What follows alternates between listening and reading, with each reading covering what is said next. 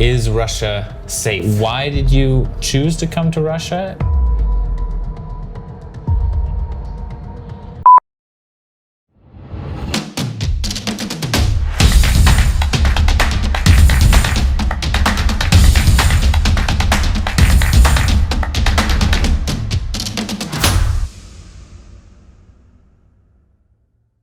Hey guys, this is Marcus from Let's Russia. With me today, I have Landon. And we are currently in St. Petersburg, and we're going to talk about everything Russia. So welcome, Landon. Thanks, Marcus. Yeah. I'm Landon, I'm 31. I'm from the US. Been here in Russia for 3.5 years now, and I love it. Let's talk about it. You know, an interesting thing, from Let's Russia, when we do visas to Russia, one of the first questions is, obviously nowadays, right? This is May 2023. And so one of the first questions is Russia safe? Because, a lot of people want to go to Russia, maybe visit just for the first time. Now tourism has fallen a little bit, but still they want to visit friends or relatives or study and things like that. What would you say? I feel very safe here. I've never had any bad experiences with anybody. There's always that negative stereotype. Some people think about Russians or Russia, but with actual people, both, any official police officers or anything, or just normal people, I've never had any bad experiences or heard about it. So you feel totally safe. Yeah. People are curious. It's not like, oh, you're American or Westerner. They're more like, what do you think about Russia? They're more curious. Why are you here? What do you like? What do you not like? They're more curious, and I've never gotten bad vibes. Maybe that's just my luck, but I feel very safe, even right now. Yeah, I think obviously, a lot of people ask that question nowadays, right? But I think it hasn't changed much in that Russians are naturally curious about things that are, from outside of Russia. Obviously, there's a lot of media and pop culture that they see, and they're not asking like, hey, are you, you're not Russian, where are you from, to like isolate themselves from you or anything. It's just more like, oh, that's interesting. And I've always found that Russians, I don't know nowadays, but when I first came to Russia, I saw like on the metro bus, everyone had a book, everyone was reading something, everyone was trying to find out something, and it still seems to be the case, right? Yeah, the only thing that's changed is, of course, it's, with the current situation, a little bit more tense sometimes with the border crossings or whatever. Right. That's it. I haven't felt any change in, people's mentality towards me. I feel like most Russians are just living their lives. They go about their business. When I encounter somebody, they're just curious. They just want to talk. They're not like, they don't get aggressive or anything. I haven't experienced that. Yeah. I think for the most part, it's the people who've never traveled a lot in general ask that question first and foremost. But yeah, in my experience, it's typically when you're crossing the borders, it's like, what's gonna happen?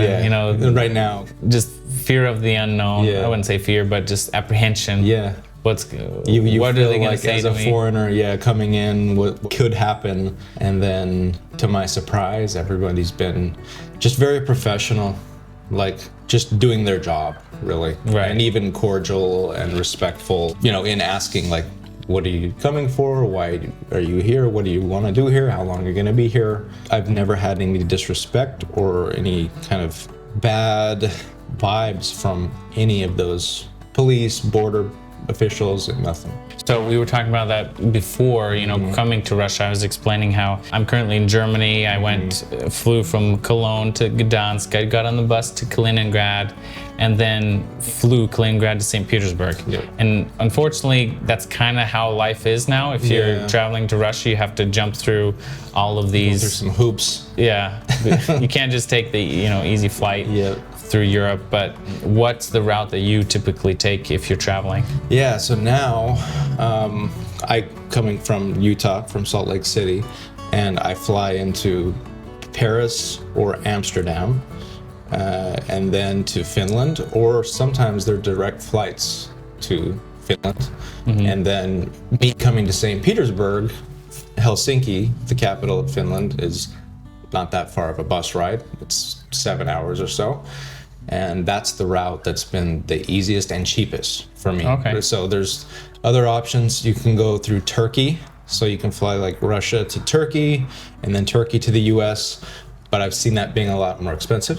Have you taken that route already? I haven't, no. I've only gone through Finland. Of course, it used to be easier. Used to fly from St. Petersburg directly to one of the capitals in Europe and then directly to, Salt Lake City, my city. But now the only downside is that bus trip because there's very few countries that are flying into Russia, in and out of Russia. You have Turkey, you have Dubai, Serbia is another route. So Serbia has direct flights from the US, in particular, if you're in the US, or St. Petersburg or Moscow. So that's kind of like a hub, one stop in between. But Finland works pretty well. It's cost effective, and the bus ride isn't too bad. So I took the bus from Gdansk to Kaliningrad. Gdansk and Kaliningrad are on the same time. That took about 3 hours. And then when I flew to St. Petersburg, the time difference kicked in. I didn't know how long I would stay at the border, like how long that would take. So I didn't buy the bus ticket ahead of time. When you go on the Lux Express, I guess you buy the ticket because you're flying, it starts in Helsinki. Yes. So what I do is maybe not typical for everybody. I mean, I have the ability to stay in a hotel there overnight. So every time I go, because I don't want to take a 7-hour bus and then be waiting for a flight and then have a very long flight to the US, I like to break up my travel. So I actually stay in Helsinki for one night and I plan my flight the next day. Right. So, you're looking at maybe, it depends on the hotel, but anywhere from 50 euros to 150 euros. But that way it breaks it down and I don't have to worry about missing something, because sometimes on the border now, it depends when you're going on the bus. I don't know what it depends on, but sometimes they're stopping the foreigners and interviewing them, kind of a little interview. They call it kind of an interrogation, but it doesn't really feel like that. It's just, what are you doing? Why do you have connections in Russia? How long are you going to be there? So planning for that's important. Because you never know. I think maybe the Helsinki route is probably a better route than what I took, because if you're going from any Western country, you fly into Helsinki, even if you wanted to hop on the bus right away and you don't know how long you're going to stay at the border, crossing the border, getting questioned, you don't have another bus or flight to catch. Right? Yeah, that's the last That's the stop. last. Yeah. It's just that no matter what, you're going to end up in St. Petersburg. It might be an hour earlier, it might be a few hours later, but you're going to get here. Yeah. I think that's kind of the downside of going through Kaliningrad. It's also very economical.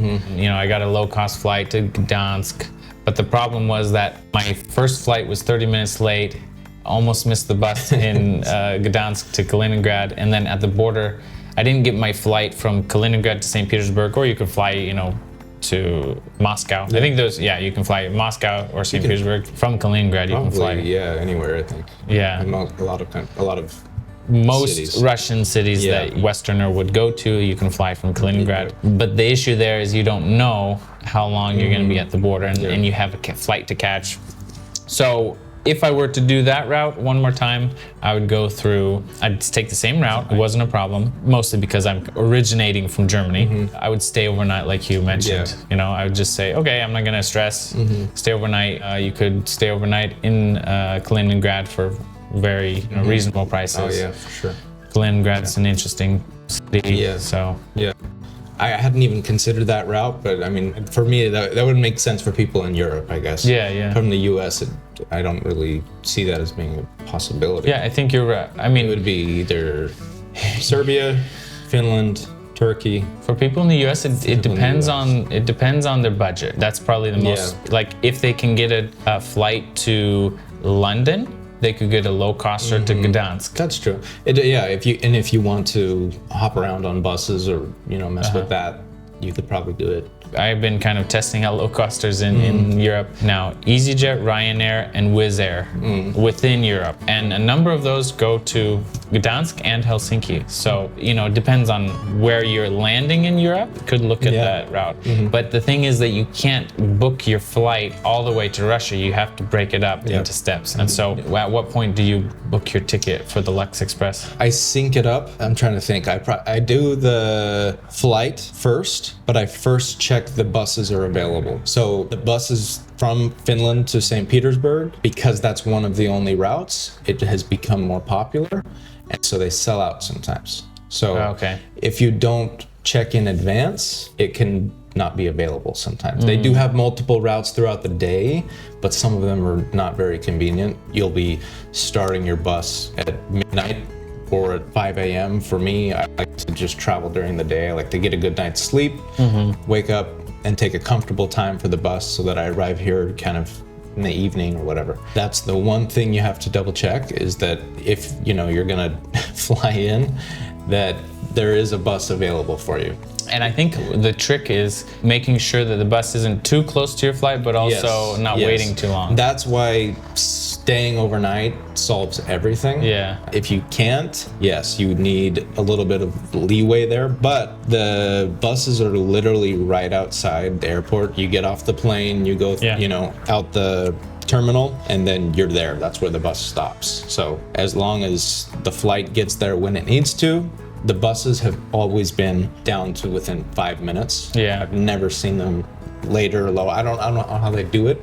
They probably set a time and then drive a little bit slower so that they can arrive, because I have no idea why they can arrive at exactly the time they're supposed to, especially with the border, yeah. So I think they probably somehow drive a little slower. I'm sure they have a buffer. I've seen that before, because I've taken like the shuttle buses, the mini buses from St. Petersburg, even before the situation. My wife and I have gone to Helsinki quite a few times, and I've seen like the bus drivers will, like, if they're ahead of time, then they'll like sleep in their van until the next. But I mean, I'm sure they do something similar with the large buses. Maybe slow down a little bit. So, for example, we were coming from Finland to Russia last time, a week or so ago, and us Americans, there happened to be other Americans on the bus. I think a German guy, but they had to interview us. We're on a bus full of Russians who don't want to sit around and wait. So what they do is, if the interviews are going to be a while, they keep you there, they send that bus on, and they just put you on the next bus that comes through. I think that's probably another way that they keep the buses arriving. I've heard different scenarios, and I've been in that scenario where I was taken off a train, my visa expired like a few hours because I didn't calculate the midnight, passing through over the border like at 2 a.m. and my visa, and the guy's like, okay, pay the fine. So I paid like 1,000 rubles, and then he was just like, okay, hop on the next train. And I also heard other people, they got taken off the bus, their interview went long, the bus left, and then the interviewer is like, hey, he missed his bus, and he was alone. And the border control officer like stopped a car going to St. Petersburg, and they said, hey, would you mind taking this guy? Wow. I mean, that's kind of probably being a good guy, helping them out. Yeah, I mean, it's kind of like, well, I don't know, if the border officer asked you, hey, can you take this guy? You're probably like, yeah, no problem, But I think that's also, an indication of Russians' hospitality too. It's like, okay, the border officer wouldn't ask them to take a person going the same way if if he thought it was a problem. There's a risk. And so it's like, okay, you're going that way, hey, this guy just missed his bus. That's cool. Another question kind of on the same topic is, lots of people are worried about, they say, okay, what are the issues of going to Russia now? What should I be prepared for? What's changed? And I say the two main issues are getting funds in Russia and really like some of the, modern day conveniences with your bank at home and stuff. The next question is, we went into it just briefly with getting funds to Russia, right? it depends where your funds are. It depends what kind of passport you have. But basically, you know, what are some of the options? What have you been relying on? Do you get cash, bring it in? Do you use cryptocurrency? Do you use other banks, you know, friendly to Russia, but outside of, you know, the West? Like, there's so many options, and they're all kind of headaches, but. Yeah, when it all started, what I first did was go and open up a bank account in Armenia, because Armenia happens to have a bank that has the Mir cards. Okay. So, you know, you have Visa, MasterCard, and we have Mir, which is Russia's version of Visa. Right. In Armenia, they have banks that have that card, so it works in Russia, because Mir only works in certain countries. Russia, Egypt, Turkey, it used to. It's changing it all the time, but not many places accept it. But in Russia, that's kind of the one of the main cards. And it also happened that I could send money from America, so I could wire money to my Armenian bank account in dollars, and then transfer that into rubles and put it on my Mir card to use in Russia. So you didn't even transfer it to Russia, it just sat in the Armenian bank in rubles. It didn't even come into Russia. Oh, interesting. So that very difficult option to do, because you have to have an apartment in Armenia. Oh, I see. So I had to actually find an apartment, just a cheap apartment that I wasn't even really gonna use. Right. Just so that I could, you know, have the registration or whatever it's required for the bank account. So that's a pretty costly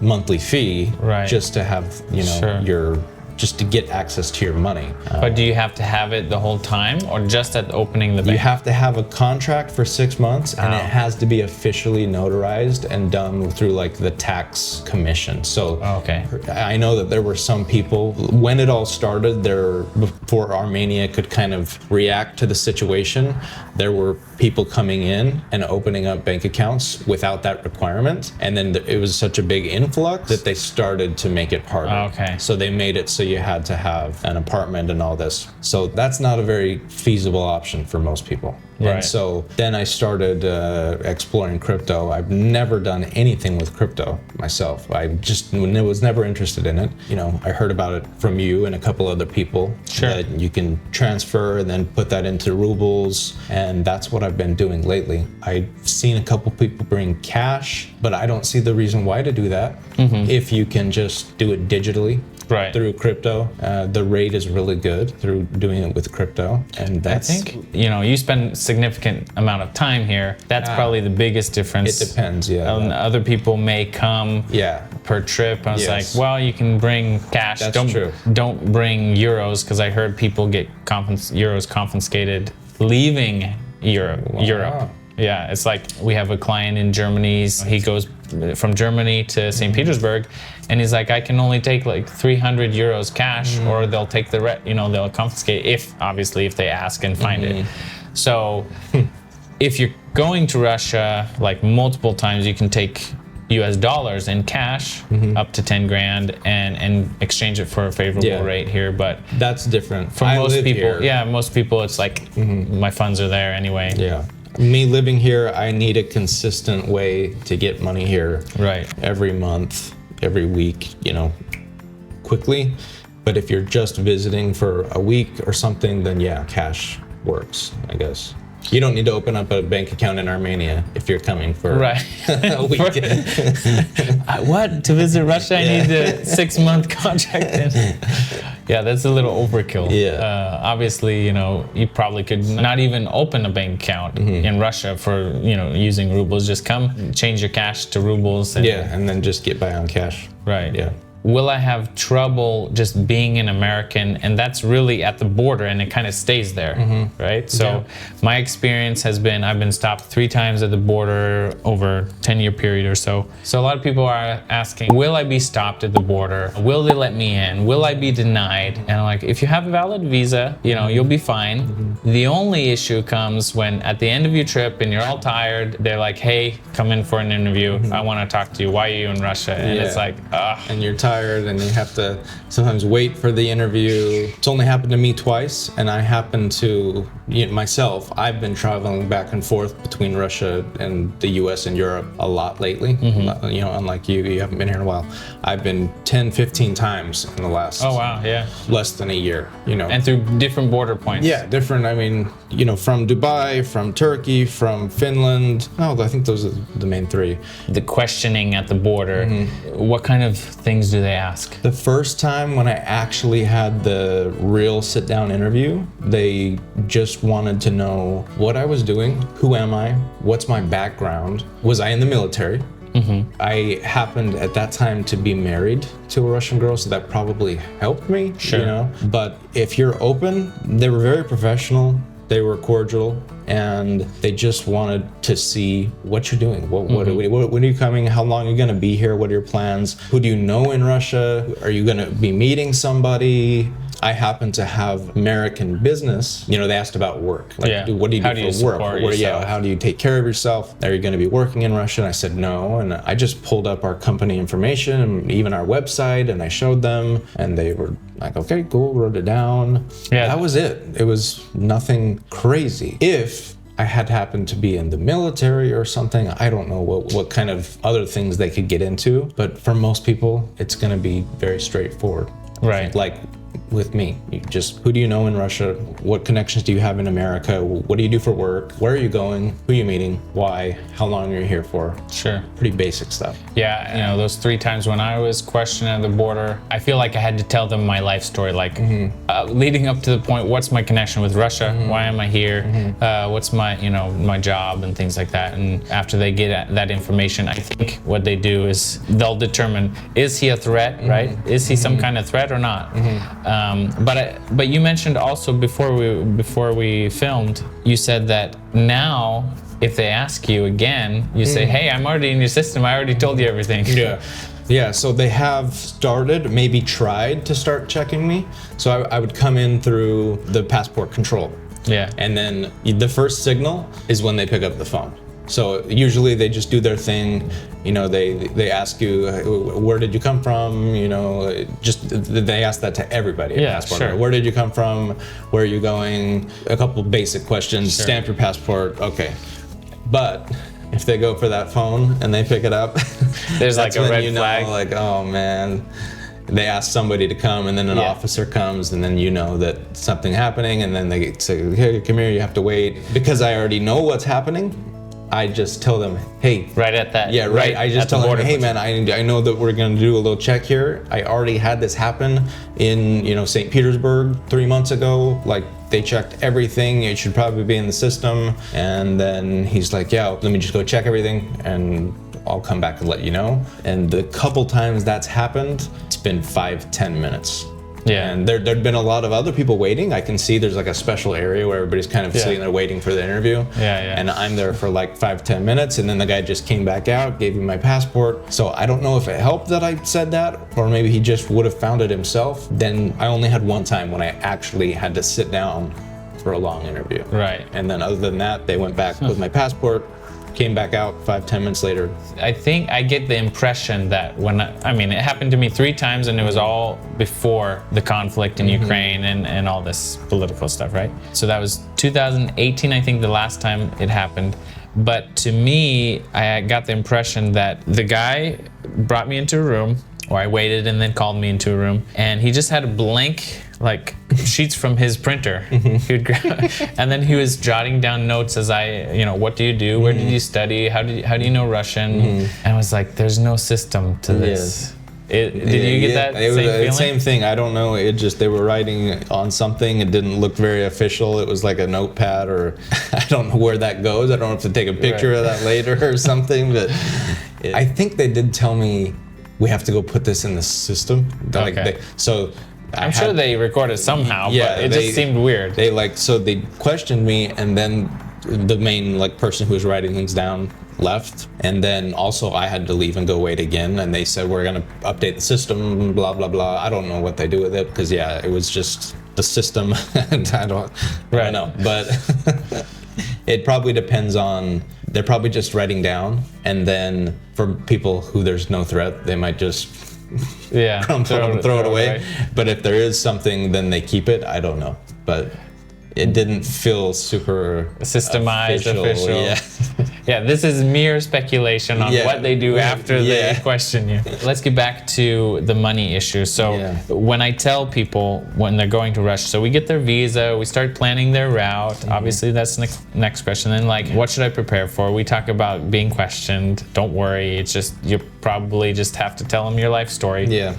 And then I don't even think you have to do that. I mean, it feels like that to me because I have so many connections with Russia. Maybe you have to go back further. It's like, where did this all... Yeah, where did it start? I guess for you, so you spent 3 years? I've been here for 3 years, yeah. So I just have to explain. Okay, why did you For me, I was in a relationship with a Russian girl. That's why I kind of ended up here. So that's as far back as my connection. Yeah, I guess most people will be like, well, I met this person, or I have a business opportunity like last year, and that's what I'm exploring, right? You say your funds are from the US. You know, when I was living in Moscow and up until 2019, my business was in the US the whole time. Well, it still is now, but I mean, you know, I would get funds obviously the regular way through Wise or just use my US cards. Yeah. I was running a business from Russia before this whole situation with Ukraine and the sanctions and all the limitations. How do you now run a business? Maybe just briefly tell us what you do, and how do you run that business from Russia? Is it worth it? Do you have roadblocks that kind of, do you doubt sometimes? Sure. My business happens to be an online marketing agency. So, you know, we're doing websites, Google ads, different advertising services, content creation. We only work with American clients. So we're an American business and our clients are all in America. Most of my employees are in Eastern Europe and a couple in the US. Nothing really changed regarding how I run my business because it's all online. I have to use a VPN, just that's a kind of a necessity for a lot of things, but I have to have a VPN to access some of the softwares and systems that I need to use for my business. But as far as running my business, other than that, nothing changed. Nothing is difficult for me as an online business owner. The same as if I was in Turkey or in the US, nothing changes. I just need Wi-Fi and access to certain websites, systems we use, software we use. The time difference, of course, has to be considered. So I work and have calls kind of in the evening here on Russian time, because in the US, that's the daytime. That would be really the only minor inconvenience. It's just kind of the time difference. It sounds like before you came to Russia, did you have those systems in place? You had an existing business, or did you? No. Really? I built it. I did it from Russia. So I came here, and I was actually, like quite a few people who come here to live, was kind of teaching English, tutoring. And that didn't last for very long. My passion was marketing, website design, and I wanted to take that to another level. From Russia, literally living in Russia, teaching English, I started my business in America. I mean, I was traveling back and forth, so I wasn't always here, but I started acquiring clients for my business and working with these American clients from Russia.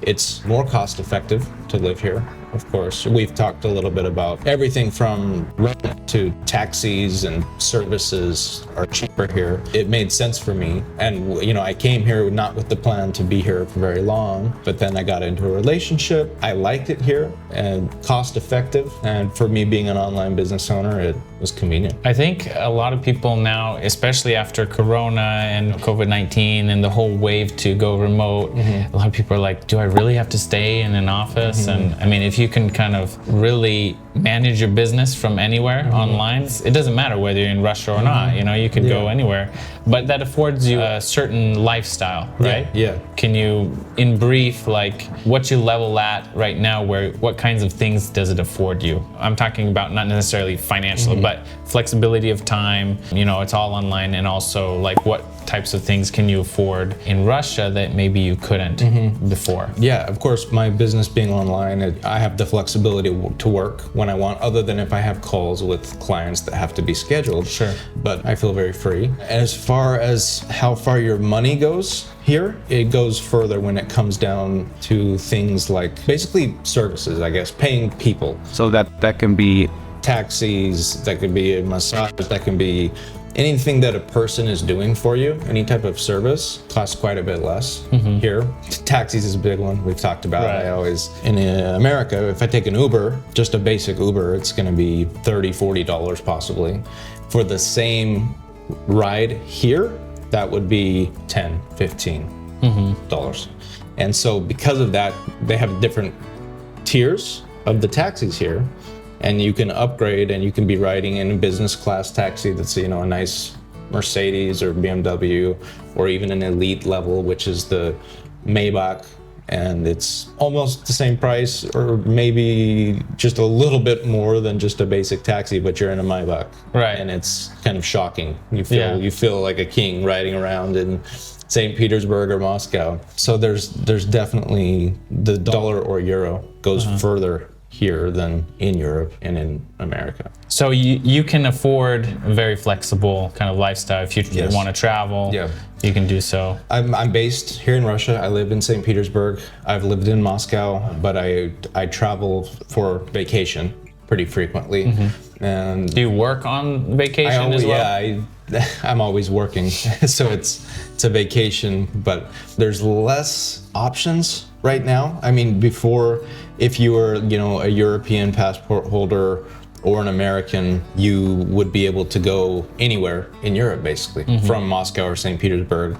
Now, because of what's happening at this time, those countries have stopped flying in. So you kind of would have to hop. It's kind of what we talked about with getting here. It's kind of the same situation if you're trying to get out to go somewhere. Yeah, having an online business makes that totally flexible, and there are opportunities to visit all the countries like before, but you might just have to hop around, and it's awesome. A lot of people not necessarily strive for that lifestyle, but they're thinking, how can I get there, right?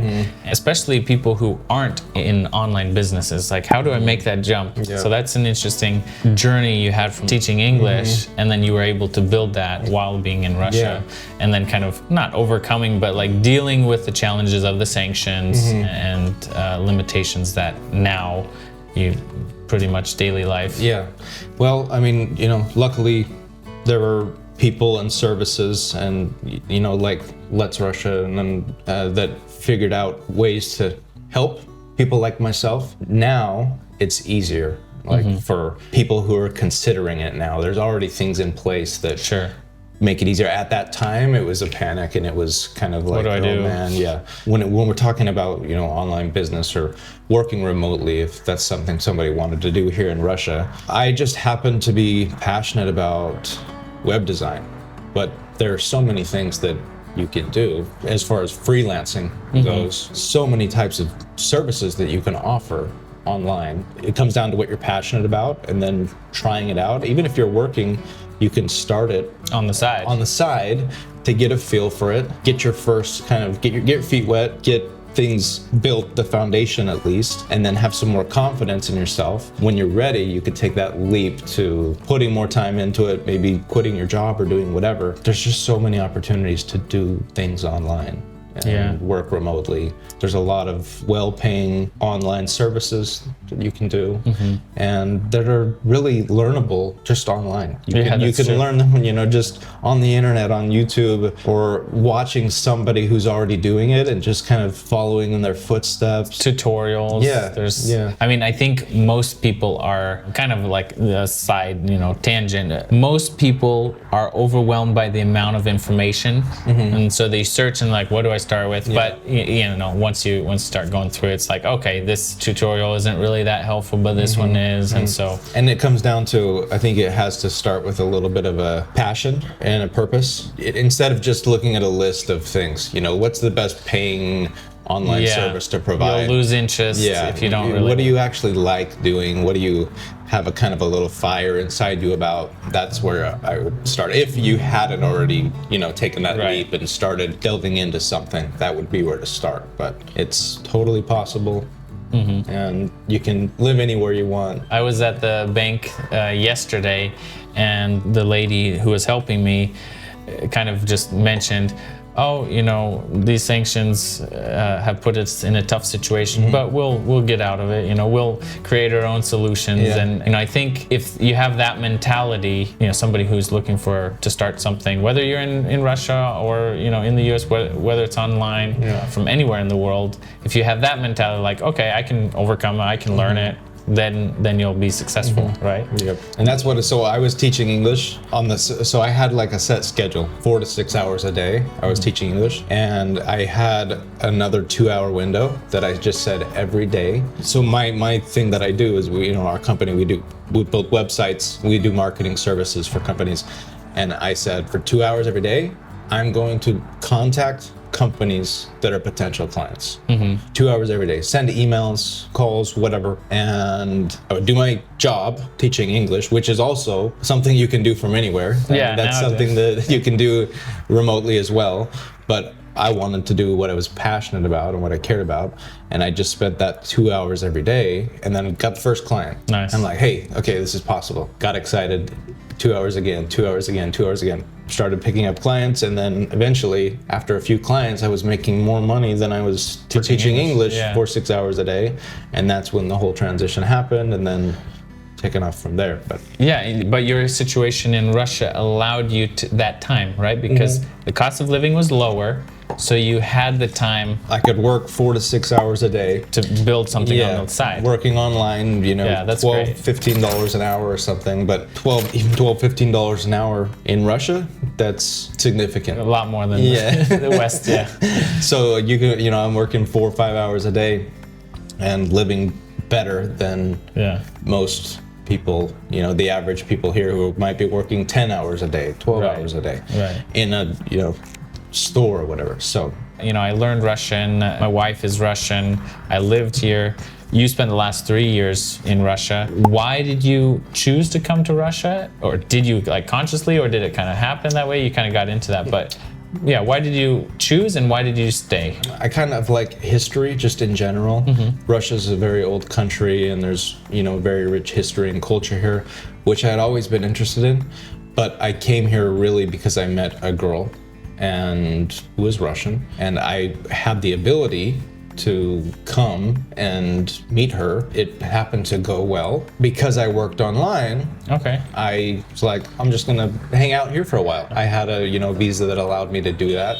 Did you come for a visit first and then stay? Yes, I came for a visit, 10 days I think it was the first time, and then I went back to the US, and then I kind of said, okay, I'm gonna go out there to Russia and live. My plan was a few months and just see what happens. Right. And then eventually, got into a relationship and just never left.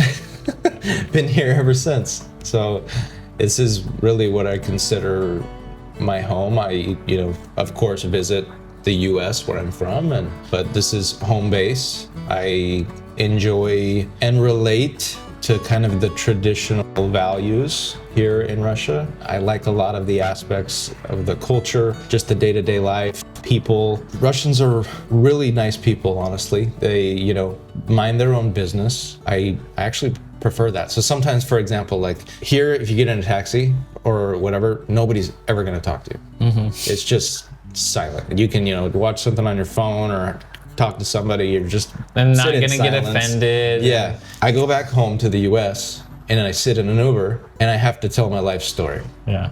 Every time. And I'm just like dreading it. I'm just like, can you just why? I don't know you, why do you want to talk to me about? And that can be nice sometimes. You can make good connections, but I've come to appreciate the way Russians are, where unless you're actually acquaintances or friends or family, they just don't really try to, there's no small talk. There's no, you just going about your business and straightforward. And I've come to appreciate that. That's one small thing. It's a very minor thing. I can attest to that. Typically, you're in the US and you're sitting next to somebody and it's like almost uncomfortable because nobody's talking. Yeah, you have to talk about something. Yeah. And then just, the other night I fly into St. Petersburg. I look at, Yandex Taxi. I'm thinking, okay, I'm choosing one of those options, the taxi, and I'm like, I'll go for the business. It was like 1,040 rubles for like a 20-minute drive. It's like, okay, so I'll try this one. The guy pulls up in his BMW 5, well dressed. He opens takes my luggage, puts it in. We get in, super comfortable. And he's like, do you have any wishes? Like, do you have anything you'd like to request? I'm like, this is nice. Yeah. Because I can't afford that necessarily. Yeah. You feel, In Germany, they pretty much, don't use Uber and things like that. It's like a chauffeur. It's literally a guy in a suit, and he's asking if you have any wishes. And there's water in the back. And do you want to put on your music? Do you have a specific radio station you want to listen to? Yeah. It's really nice. Right. Yeah. So, I mean, those are some of the aspects of why you stay in Russia, and I think that it all adds up. There's these minor reasons and big reasons, and it all adds up. I like being here. It's comfortable for me as an online business owner, cost effective, and I'm gonna be here. Yeah. I can see why. Coming back again. I'm kind of nostalgic and walking. I lived in St. Petersburg as a young missionary at one time, and I walked these streets many times. And I think everyone's reasoning for a lot of foreigners why they stay is the same, like similar reasons, and they come for different reasons, and then they stay different periods of time. But overall, I think those are some of the aspects, and none of the negative aspects are obviously people don't focus on those, right? I'm doing my own thing. This is convenient, comfortable for me. Obviously, there's the elephant in the room with the political side and the conflict between Russia and Ukraine, and we could talk for hours on that. But we're talking about individual choices and why you go to Russia and how you deal with it. And I had many experiences where I've needed to talk about any of that, and I personally prefer not to be political and not worry about something that I can't control. And I feel like a lot of Russians are the same way. Of course, everywhere you have people who do focus on those things and want to talk about it and think about it, but I choose not to. And I feel like a lot of people here care less for whatever reason. Maybe because of the same mentality, they understand that maybe, they need to live their own life and just take care of themselves. So it hasn't affected me in any way. Yeah. That doesn't feel, I guess, like everybody's thinking about it and tense and, as the media portrays, like this is the main topic of discussion. Yeah, everybody should be thinking and nervous and worried, and out on the streets, people are just living their lives and doing the best they can. They're born in this country, we're born in whatever country, and we can control what we can control. And I feel like most Russians are just doing their best and minding their own business. Sure. I like that. Sure. Well, Landon, thank you so much for taking the time to sit down and talk about some of these topics. I think it's going to be very helpful for a lot of people thinking to come to Russia and stay. So I appreciate it. No problem, man. Thanks.